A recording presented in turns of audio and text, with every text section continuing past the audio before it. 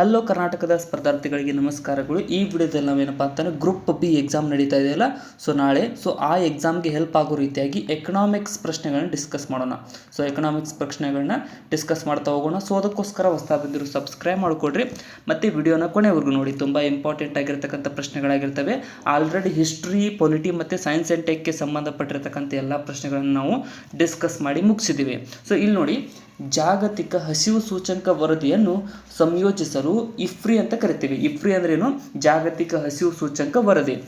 ಕೆಳಗಿನ ಯಾವ ಸೂಚ್ಯಂಕಗಳನ್ನು ಬಳಸುತ್ತದೆ ಅಂತ ಕೇಳಿದ್ದಾರೆ.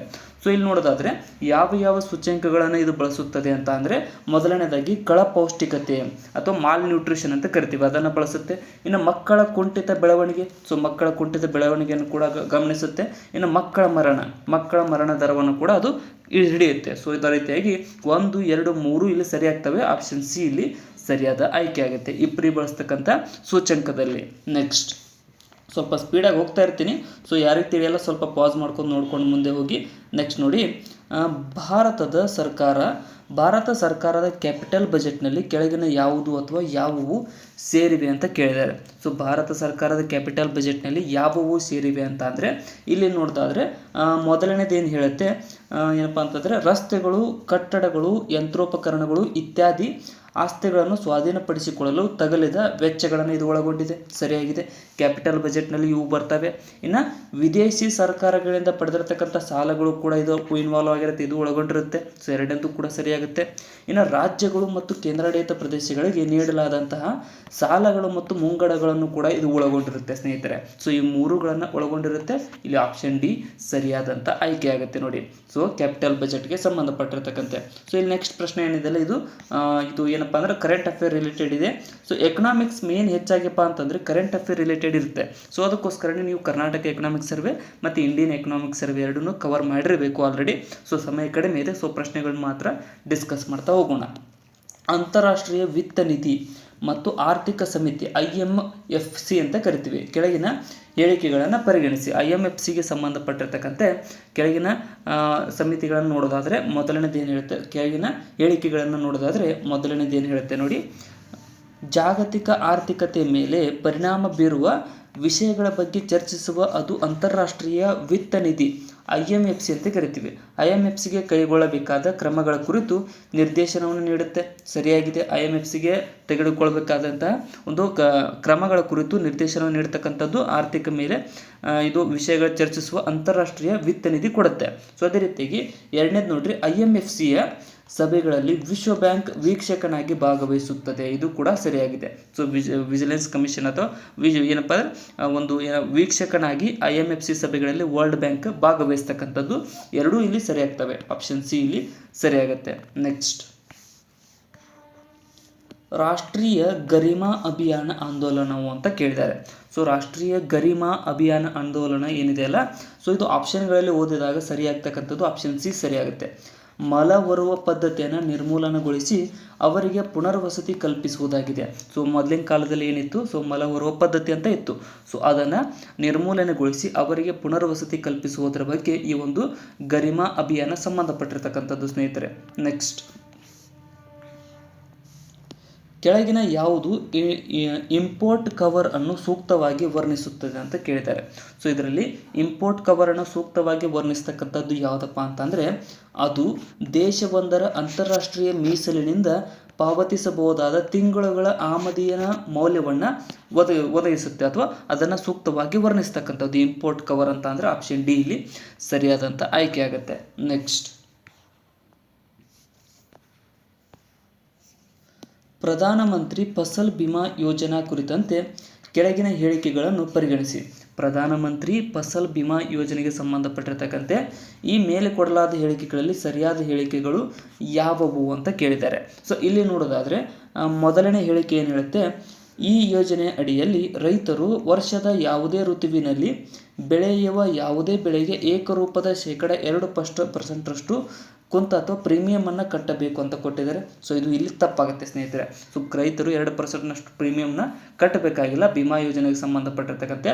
ಇನ್ನು ಚಂಡಮಾರುತ, ಅಕಾಲಿಕ ಮಳೆ ಇತ್ಯಾದಿಗಳಿಂದ ಉಂಟಾಗುವ ಕೊಯ್ಲು ನಂತರದ ನಷ್ಟಗಳನ್ನು ಈ ಯೋಜನೆ ಒಳಗೊಂಡಿದೆ. ಇದು ಎರಡನೇದು ಸರಿಯಾಗುತ್ತೆ ಸ್ನೇಹಿತರೆ. ಸೊ ಇದು ವಿಮಾ ಯೋಜನೆಗೆ ಸಂಬಂಧಪಟ್ಟಿರ್ತಕ್ಕಂಥ ಎರಡನೇದು ಸರಿಯಾಗುತ್ತೆ, ಫಸಲ್ ಬಿಮಾ ಯೋಜನೆ. ನೆಕ್ಸ್ಟ್, ಸ್ಟ್ಯಾಂಡ್ ಅಪ್ ಇಂಡಿಯಾ ಸ್ಕೀಮ್ಗೆ ಸಂಬಂಧಿಸಿದಂತೆ ಕೆಳಗಿನ ಹೇಳಿಕೆಗಳನ್ನು ಪರಿಗಣಿಸಿ. ಸ್ಟ್ಯಾಂಡ್ ಅಪ್ ಇಂಡಿಯಾ ಸ್ಕೀಮ್ಗೆ ಸಂಬಂಧಪಟ್ಟಿರ್ತಕ್ಕಂತೆ ಇಲ್ಲಿ ನೋಡೋದಾದರೆ ಮೊದಲನೇದೇನು ಹೇಳುತ್ತೆ, ಪರಿಶಿಷ್ಟ ಜಾತಿ, ಪರಿಶಿಷ್ಟ ಪಂಗಡ ಹಾಗೂ ಮಹಿಳಾ ಉದ್ಯಮಗಳ ಉದ್ಯಮಶೀಲತೆಯನ್ನು ಉತ್ತೇಜಿಸುವುದು ಅದರ ಉದ್ದೇಶವಾಗಿದೆ. ಒಂದನೇದು ಸರಿಯಾಗುತ್ತೆ ಸ್ನೇಹಿತರೆ, ಸ್ಟ್ಯಾಂಡ್ ಅಪ್ ಸ್ಕೀಮ್ಗೆ ಸಂಬಂಧಪಟ್ಟಿರ್ತಕ್ಕಂತೆ. ಎರಡನೇದು ಏನು ಹೇಳುತ್ತೆ, ಸಿಡ್ಬಿದ ಮೂಲಕ ಅದು ಮರು ಹಣಕಾಸು ಸೌಲಭ್ಯವನ್ನು ಒದಗಿಸುತ್ತದೆ ಅಂತ ಕೊಟ್ಟಿದ್ದಾರೆ. ಸೊ ಇದು ಕೂಡ ಸರಿಯಾಗುತ್ತೆ. ಸೊ 1 ಮತ್ತು 2 ಹೇಳಿಕೆಗಳು ಇಲ್ಲಿ ಸರಿಯಾಗ್ತವೆ. ಆಪ್ಷನ್ ಸಿ ಸರಿಯಾದಂಥ ಹೊಂದಾಣಿಕೆ ಆಗುತ್ತೆ. Next, ease of doing business ಇಂಡೆಕ್ಸ್ನಲ್ಲಿ ಭಾರತದ ರ್ಯಾಂಕಿಂಗ್ ಕುರಿತು ಸುದ್ದಿಗಳಲ್ಲಿ ಕಂಡುಬರುತ್ತದೆ. ಈ ಕೆಳಗಿನ ಯಾವುದು ಈ ರ್ಯಾಂಕಿಂಗನ್ನು ಪ್ರಕಟಿಸಲಿದೆ ಅಂತ ಕೇಳಿದ್ದಾರೆ. So is of doing business ಅಂತ ಅಂದರೆ ಯಾವುದೇ ಒಬ್ಬ ಹೊರಗಿನ ವ್ಯಕ್ತಿ ಬಂದು ಇಲ್ಲಿ ಬಿಸ್ನೆಸ್ ಮಾಡಬೇಕಂದ್ರೆ ಅವನಿಗೆ ತೆಗೆದುಕೊಳ್ಳುವಂಥ ಕ್ರಮಗಳನ್ನು ಎಷ್ಟು ಈಸಿಯಾಗಿ ನಾವು ಮಾಡಿಕೊಡ್ತೀವಿ ಅನ್ನುವಂಥದ್ದು ಇಂಡೆಕ್ಸ್ ಇದು. ಸೊ ಇದನ್ನೇನಪ್ಪ ಅಂತಂದರೆ ಇಲ್ಲಿ ಸರಿಯಾಗಿರ್ತಕ್ಕಂಥದ್ದು ಆಪ್ಷನ್ ಸಿ. ಏನಪ್ಪ ಅಂದರೆ ವಿಶ್ವ ಬ್ಯಾಂಕ್, ವರ್ಲ್ಡ್ ಬ್ಯಾಂಕ್ ಇದೆಯಲ್ಲ, ಸೊ ವರ್ಲ್ಡ್ ಬ್ಯಾಂಕ್ ಈ ವರದಿಯನ್ನು ಪ್ರಕಟಿಸುತ್ತೆ ಪ್ರತಿ ವರ್ಷ. ನೆಕ್ಸ್ಟ್, ಭಾರತೀಯ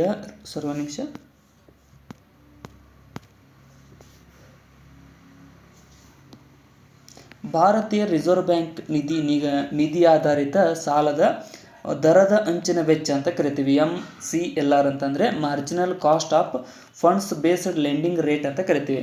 ಇದರ ಉದ್ದೇಶಗಳು ಏನು ಅಂತ ಕೇಳ್ತಾರೆ. ಸೊ MCLRನ ಉದ್ದೇಶಗಳು ಏನಪ್ಪ ಅಂತಂದರೆ ಇಲ್ಲಿ ಆಪ್ಷನ್ಗಳಲ್ಲಿ ನೋಡೋದಾದರೆ ಮೊದಲನೇದು ಏನು ಹೇಳುತ್ತೆ, ಬ್ಯಾಂಕುಗಳು ಮುಂಗಡಗಳ ಮೇಲೆ ಬಡ್ಡಿ ದರ ನಿರ್ಧರಿಸುವಾಗ ಅನುಸರಿಸಬೇಕಾದ ವಿಧಾನದಲ್ಲಿ ಪಾರದರ್ಶಕತೆಯಲ್ಲಿ ಸುಧಾರಣೆ ತರಲು ಮಾರ್ಗದರ್ಶಕ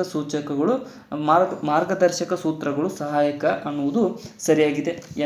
MCLR ಬಗ್ಗೆ ಒಂದನೇದು ಹೇಳಿಕೆಯಲ್ಲಿ ಸರಿಯಾಗುತ್ತೆ. ಇನ್ನು ಎರಡನೇದು ಏನು ಹೇಳುತ್ತೆ, ಈ ಮಾರ್ಗದರ್ಶಕ ಸೂತ್ರಗಳು ಸಾಲಗಾರ ಮತ್ತು ಬ್ಯಾಂಕ್ ಇಬ್ಬರಿಗೂ ನ್ಯಾಯಯುತವೆನಿಸುವ ಬಡ್ಡಿ ದರಕ್ಕೆ ಬ್ಯಾಂಕ್ನ ಸಾಲ ಲಭ್ಯತೆಯನ್ನು ಖಚಿತಪಡಿಸುತ್ತವೆ ಅನ್ನೋದು ಕೂಡ ಸರಿಯಾಗುತ್ತೆ. ಸೊ 1 ಮತ್ತು 2 ಇಲ್ಲಿ ಹೇಳಿಕೆಗಳು ಸರಿಯಾಗ್ತವೆ. ಆಪ್ಷನ್ ಸಿ ಇಲ್ಲಿ ಸರಿಯಾದಂಥ ಹೊಂದಾಣಿಕೆ ಆಗುತ್ತೆ ನೋಡಿ. Next, Financial Stability and Development Council ಆರ್ಥಿಕ ಸ್ಥಿರತೆ ಮತ್ತು ಅಭಿವೃದ್ಧಿ ಪರಿಷತ್ತುಗೆ ಸಂಬಂಧಿಸಿದಂತೆ ಕೆಳಗಿನ ಹೇಳಿಕೆಗಳನ್ನು ಪರಿಗಣಿಸಿ. ಸೊ ಇಲ್ಲಿನ ಯಾವ ಹೇಳಿಕೆಗಳು ಸರಿಯಾಗಿವೆ ಅನ್ನೋದನ್ನು ಉತ್ತರಿಸಿ ಅಂತ ಕೇಳಿದ್ದಾರೆ. ಸೊ ಇಲ್ಲಿ ನೋಡಿ, ಮೊದಲನೇ ಹೇಳಿಕೆ ಏನು ಹೇಳುತ್ತೆ, ಇದು ನೀತಿ ಆಯೋಗದ ಒಂದು ಅಂಗವಾಗಿದೆ ಅಂತ ಕೊಟ್ಟಿದ್ದಾರೆ. ಇದು ಶುದ್ಧ ಸುಳ್ಳು, ತಪ್ಪಾಗುತ್ತೆ.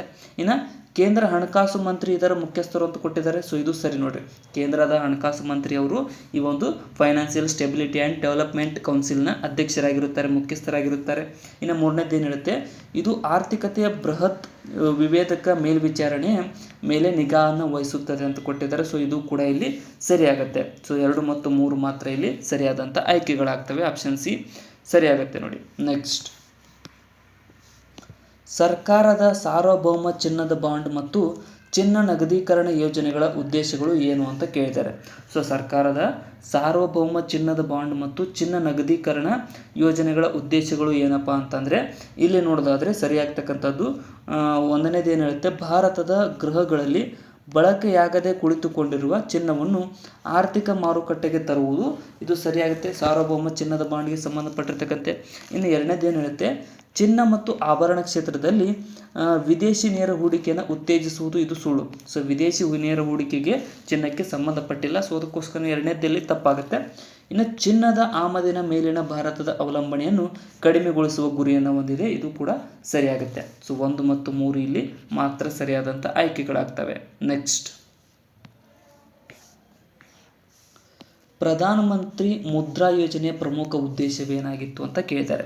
ಸೊ ಪ್ರಧಾನಮಂತ್ರಿ ಮುದ್ರಾ ಯೋಜನೆ ಪ್ರಮುಖ ಉದ್ದೇಶವೇನಾಗಿತ್ತಪ್ಪ ಅಂತಂದರೆ ಸಣ್ಣ ಉದ್ಯಮಿಗಳನ್ನು ಔಪಚಾರಿಕ ಆರ್ಥಿಕ ವ್ಯವಸ್ಥೆಗೆ ತರುವುದು ಈ ಒಂದು ಪ್ರಧಾನಮಂತ್ರಿ ಮುದ್ರಾ ಯೋಜನೆಯ ಪ್ರಮುಖ ಉದ್ದೇಶವಾಗಿತ್ತು. ಆಪ್ಷನ್ ಎ ಇಲ್ಲಿ ಸರಿಯಾದಂಥ ಆಯ್ಕೆ ಆಗುತ್ತೆ ನೋಡಿ.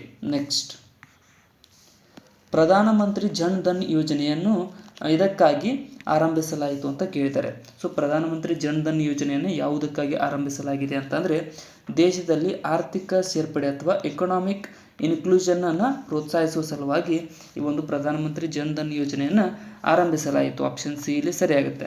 ನೆಕ್ಸ್ಟ್, ದೇಶವೊಂದರ GDP ಮತ್ತು ತೆರಿಗೆ ಅನುಪಾತದಲ್ಲಿ ಇಳಿಕೆಯುಂಟಾದರೆ ಅದು ಸೂಚಿಸುವುದು ಏನನ್ನ ಅಂತ ಕೇಳಿದ್ದಾರೆ. ಸೊ ಯಾವುದೇ ಒಂದು ದೇಶದ GDP ಮತ್ತು ತೆರಿಗೆಯ ಅನುಪಾತದಲ್ಲಿ ಇಳಿಕೆ ಉಂಟಾದರೆ ಅದು ಏನನ್ನು ಸೂಚಿಸುತ್ತದೆ ಅಂತ ಅಂದರೆ ಅದು ಆರ್ಥಿಕ ಅಭಿವೃದ್ಧಿ ದರದ ಮಂದಗತಿಯನ್ನು ಸೂಚಿಸುತ್ತೆ. ಸರಿಯಾಗಿದೆ. ಇನ್ನು ರಾಷ್ಟ್ರೀಯ ಆದಾಯದ ಸಮಾನ ಹಂಚಿಕೆಯಲ್ಲಿ ಇಳಿಕೆ ಅಂತ ಇದನ್ನು ಸೂಚಿಸಂಗಿಲ್ಲ ಅದು. ಸೊ ಸಮಾನ ಹಂಚಿಕೆಯಲ್ಲಿ ಇಳಿಕೆ ಅನ್ನೋದ್ರ ಬಗ್ಗೆ ಹೇಳ್ಕೊಡಂಗಿಲ್ಲ, ಬಟ್ ಅಭಿವೃದ್ಧಿ ದರದ ಮಂದಗತಿ ಆಗುತ್ತೆ ಅನ್ನೋದನ್ನು ಸೂಚಿಸುತ್ತೆ. ಸೊ ಮಾತ್ರ ಇಲ್ಲಿ ಸರಿಯಾಗುತ್ತೆ ನೋಡಿ. ನೆಕ್ಸ್ಟ್, ಕೆಳಗಿನವುಗಳಲ್ಲಿ ಯಾವುದು ನಿಯತವಾಗಿ ಜಾಗತಿಕ ಅರ್ಥ ನೋಟ್ ಅಂತ ಕರಿತೀವಿ, ಗ್ಲೋಬಲ್ ಎಕನಾಮಿಕ್ ಪ್ರಾಸ್ಪೆಕ್ಟ್ ಅನ್ನು ಬಿಡುಗಡೆ ಮಾಡುತ್ತದೆ ಅಂತ ಕೇಳಿದ್ದಾರೆ. ಸೊ ಗ್ಲೋಬಲ್ ಎಕನಾಮಿಕಲ್ ಪ್ರಾಸ್ಪೆಕ್ಟನ್ನು ಬಿಡುಗಡೆ ಮಾಡ್ತಕ್ಕಂಥದ್ದು ಯಾವ ನಿಯತಕಾಲಿಕ ಅಂತ ಅಂದರೆ ಇಲ್ಲಿ ಸರಿಯಾದಂಥದ್ದು ಆಪ್ಷನ್ ಡಿ ನೋಡಿ. ದಿ ವರ್ಲ್ಡ್ ಬ್ಯಾಂಕ್ ಈ ಒಂದು ವರದಿಯನ್ನು ಬಿಡುಗಡೆ ಮಾಡ್ತಕ್ಕಂಥದ್ದು. ನೆಕ್ಸ್ಟ್, ಭಾರತದಲ್ಲಿ ಕೃಷಿ ಉತ್ಪನ್ನಗಳ ಮಾರುಕಟ್ಟೆಯನ್ನು ಈ ಕೆಳಗಿನ ಯಾವುದರ ಅಡಿ ನಿಯಂತ್ರಿಸಲಾಗುತ್ತದೆ ಅಂತ ಕೇಳಿದ್ದಾರೆ.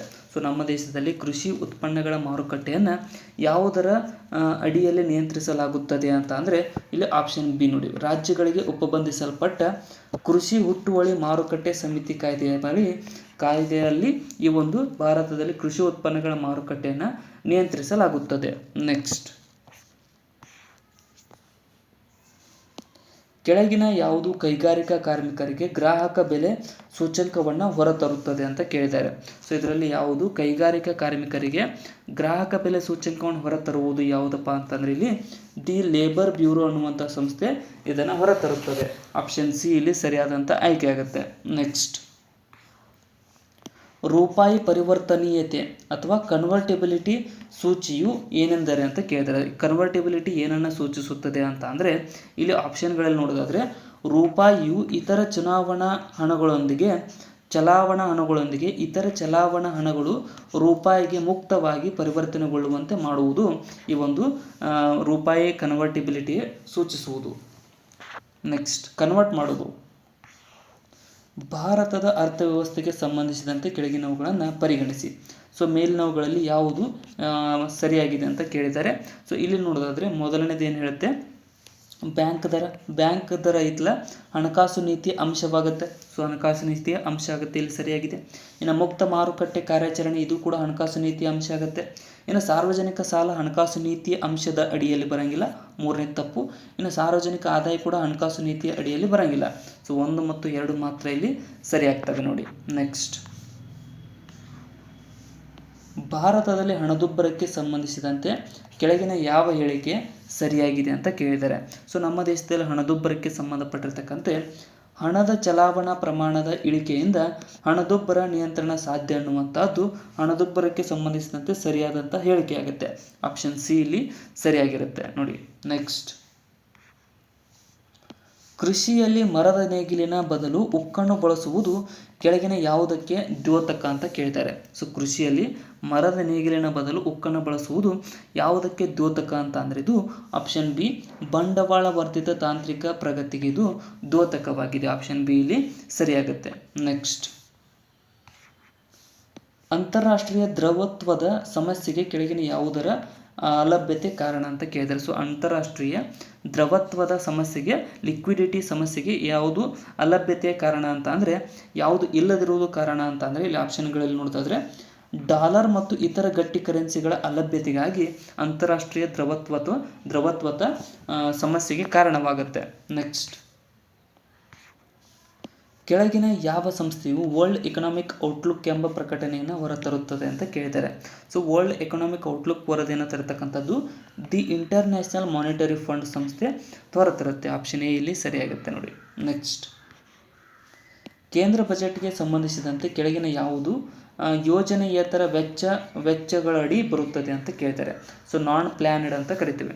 ಸೊ ಇಲ್ಲಿ ಸರಿಯಾಗಿರ್ತಕ್ಕಂಥ ಯೋಜನೆಯೇತರ ವೆಚ್ಚದಲ್ಲಿ ಬರ್ತಕ್ಕಂಥವುಗಳು ಯಾವುವು ಅಂತ ಅಂದರೆ ಇಲ್ಲಿ ಮೊದಲನೇದು ನೋಡ್ರಿ, ರಕ್ಷಣಾ ವೆಚ್ಚ ಇದು ಕೂಡ ಯೋಜನೆಯೇತರ ವೆಚ್ಚದಲ್ಲಿ ಬರುತ್ತೆ. ಬಡ್ಡಿ ಪಾವತಿ ಇಂಟ್ರೆಸ್ಟ್ ಪೇಮೆಂಟ್ ಇದು ಕೂಡ ಯೋಜನೆಯೇತರ ವೆಚ್ಚದಲ್ಲಿ ಬರುತ್ತೆ. ಸಂಬಳಗಳು ಮತ್ತು ನಿವೃತ್ತಿ ಭತ್ಯೆ ಇದು ಕೂಡ ಯೋಜನಾಯೇತರ ವೆಚ್ಚದಲ್ಲಿ ಬರುತ್ತೆ. ಸಬ್ಸಿಡೀಸ್ಗಳು ಕೂಡ ಯೋಜನಾಯೇತರ ವೆಚ್ಚದಲ್ಲಿ ಬರುತ್ತೆ. ಸೊ ಇಲ್ಲಿ 4 ಸರಿಯಾಗ್ತವೆ. ಆಪ್ಷನ್ ಸಿ ಇಲ್ಲಿ ಸರಿಯಾಗುತ್ತೆ. ನೀವು ಟೂತ್ಪೇಸ್ಟ್ ಒಂದನ್ನು ಕೊಳ್ಳುವಾಗ ನೀಡುವ ಮಾರಾಟ ತೆರಿಗೆಯು ಏನು ಅಂತ ಕೇಳ್ತಾರೆ. ಸೊ ನಾವು ಯಾವುದೇ ಒಂದು ಟೂತ್ಪೇಸ್ಟ್ ಆಗಲಿ ಯಾವುದೇ ಒಂದು ವಸ್ತು ಆಗಲಿ ಅದನ್ನು ಕೊಳ್ಳಬೇಕಾದಂಥ ಸಮಯದಲ್ಲಿ ನೀಡ್ತಕ್ಕಂಥ ತೆರಿಗೆ ಅಥವಾ ಟ್ಯಾಕ್ಸ್ ಏನಪ್ಪ ಅಂತಂದರೆ ಇದೊಂದು ರಾಜ್ಯ ಸರ್ಕಾರ ವಿಧಿಸಿ ಸಂಗ್ರಹಿಸುವ ತೆರಿಗೆಯಾಗಿದೆ. ಇದು ರಾಜ್ಯ ಸರ್ಕಾರಕ್ಕೆ ಸಂಬಂಧಪಟ್ಟಿರ್ತಕ್ಕಂಥ ತೆರಿಗೆ ಆಗುತ್ತೆ ನೋಡಿ. ನೆಕ್ಸ್ಟ್, ವೆಂಚೂರ್ ಕ್ಯಾಪಿಟಲ್ ಅಂದರೆ ಏನು ಅಂತ ಕೇಳಿದ್ದಾರೆ. ಸೊ ವೆಂಚೂರ್ ಕ್ಯಾಪಿಟಲ್ ಅಂದರೆ ಏನಪ್ಪ ಅಂತಂದರೆ ಇದು ಹೊಸ ಉದ್ಯಮಶೀಲರಿಗೆ ಒದಗಿಸಲಾಗುವ ದೀರ್ಘಾವಧಿ ಆರಂಭಿಕ ಬಂಡವಾಳಗಳಿಗೆ ವೆಂಚೂರ್ ಕ್ಯಾಪಿಟಲ್ ಅಂತ ಕರೀತಾರೆ. ಆಪ್ಷನ್ ಬಿ ಇಲ್ಲಿ ಸರಿಯಾದಂಥ ಆಯ್ಕೆ ಆಗುತ್ತೆ. ನೆಕ್ಸ್ಟ್, 12ನೇ ಪಂಚವಾರ್ಷಿಕ ಯೋಜನೆಯ ಮುಖ್ಯ ಗುರಿ ಏನಾಗಿತ್ತು ಅಂತ ಕೇಳಿದ್ದಾರೆ. ಸೊ ಏನಾಗಿತ್ತು ಅಂದರೆ ಕ್ಷಿಪ್ರ, ಊರ್ಜಿತವಾಗಬಲ್ಲ ಹಾಗೂ ಹೆಚ್ಚು ಸಮಾವಿಷ್ಟಿತ ವಿಕಾಸ ಹೊಂದಿರತಕ್ಕಂಥದ್ದು 12ನೇ ಪಂಚವಾರ್ಷಿಕ ಯೋಜನೆಯ ಮುಖ್ಯ ಗುರಿಯಾಗಿತ್ತು. ನೆಕ್ಸ್ಟ್, ಪಾವತಿ ಸಿಲುಕಿಗೆ ಅಥವಾ ಬ್ಯಾಲೆನ್ಸ್ ಆಫ್ ಪೇಮೆಂಟ್ಸ್ ಸಂಬಂಧಿಸಿದಂತೆ ಕೆಳಗಿನ ಯಾವುದು ಅಥವಾ ಯಾವುವು ಚಾಲ್ತಿ ಖಾತೆಯಲ್ಲಿವೆ ಅಂತ ಕೇಳಿದ್ದಾರೆ. ಸೊ ಇಲ್ಲಿ ನೋಡೋದಾದರೆ ಬ್ಯಾಲೆನ್ಸ್ ಆಫ್ ಪೇಮೆಂಟ್ಸ್ಗೆ ಸಂಬಂಧಪಟ್ಟಿರ್ತಕ್ಕಂತೆ ಯಾವುದಪ್ಪ ಅಂತಂದರೆ ಬ್ಯಾಲೆನ್ಸ್ ಆಫ್ ಟ್ರೇಡ್ ಸಂಬಂಧಪಟ್ಟಿದೆ, ಇದು ಚಾಲ್ತಿ ಖಾತೆಯಲ್ಲಿದೆ. ಅದೇ ರೀತಿಯಾಗಿ ಫಾರಿನ್ ಅಸೆಟ್ಸ್ ಸಂಬಂಧಪಟ್ಟಿಲ್ಲ.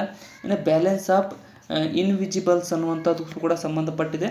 ಇನ್ನು ಸ್ಪೆಷಲ್ ಡ್ರಾಯಿಂಗ್ ರೇಟ್ಸ್ ಅನ್ನೋದು ಸಂಬಂಧಪಟ್ಟಿಲ್ಲ. ಸೊ 1 ಮತ್ತು 3 ಇಲ್ಲಿ ಸರಿಯಾದಂಥ ಆಯ್ಕೆಗಳಾಗ್ತವೆ. ನೆಕ್ಸ್ಟ್, ಸುದ್ದಿಗಳಲ್ಲಿ ಕೆಲವೊಮ್ಮೆ ಕಂಡುಬರುವ ಮಾರ್ಜಿನಲ್ ಸ್ಟ್ಯಾಂಡಿಂಗ್ ರೇಟ್ ಹಾಗೂ net demand and time liabilities ಪದಗಳನ್ನು ಕೆಳಗಿನ ಯಾವುದಕ್ಕೆ ಸಂಬಂಧಿಸಿದಂತೆ ಬಳಸಲಾಗುತ್ತದೆ ಅಂತ ಕೇಳಿದ್ದಾರೆ. ಸೊ ಮಾರ್ಜಿನಲ್ ಸ್ಟ್ಯಾಂಡಿಂಗ್ ರೇಟ್ ಮತ್ತು ನೆಟ್ ಡಿಮ್ಯಾಂಡ್ ಆ್ಯಂಡ್ ಟೈಮ್ ಲಯಬಿಲಿಟೀಸನ್ನು ಯಾವುದಕ್ಕೆ ಬಳಸಲಾಗುತ್ತದೆ ಅಂತ ಅಂದರೆ ಇಲ್ಲಿ ಆಪ್ಷನ್ಗಳಲ್ಲಿ ನೋಡೋದಾದರೆ ಬ್ಯಾಂಕಿಂಗ್ ವ್ಯವಹಾರಗಳಿಗೆ ಬಳಸಲಾಗುತ್ತದೆ. ಆಪ್ಷನ್ ಎ ಇಲ್ಲಿ ಸರಿಯಾದಂಥ ಆಯ್ಕೆ ಆಗುತ್ತೆ. ನೆಕ್ಸ್ಟ್,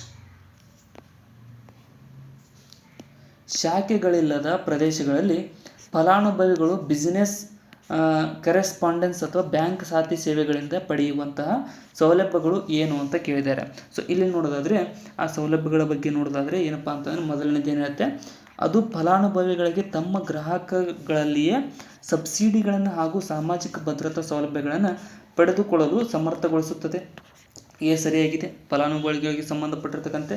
ಇನ್ನು ಅದು ಗ್ರಾಮೀಣ ಪ್ರದೇಶಗಳಲ್ಲಿ ಫಲಾನುಭವಿಗಳಿಗೆ ಹಣವನ್ನು ಜಮಾ ಮಾಡಲು ಮತ್ತು ಹಿಂದಕ್ಕೆ ಪಡೆಯಲು ಸಮರ್ಥಗೊಳಿಸುತ್ತದೆ. ಇದು ಕೂಡ ಸರಿಯಾಗಿದೆ. ಹಣ ಜಮಾ ಮಾಡಲು ಮತ್ತು ಹಿಂದಕ್ಕೆ ಪಡೆಯಲು ಸಮರ್ಥಗೊಳಿಸ್ತಕ್ಕಂಥದ್ದು 1 ಮತ್ತು 2 ಇಲ್ಲಿ ಸರಿಯಾಗ್ತವೆ.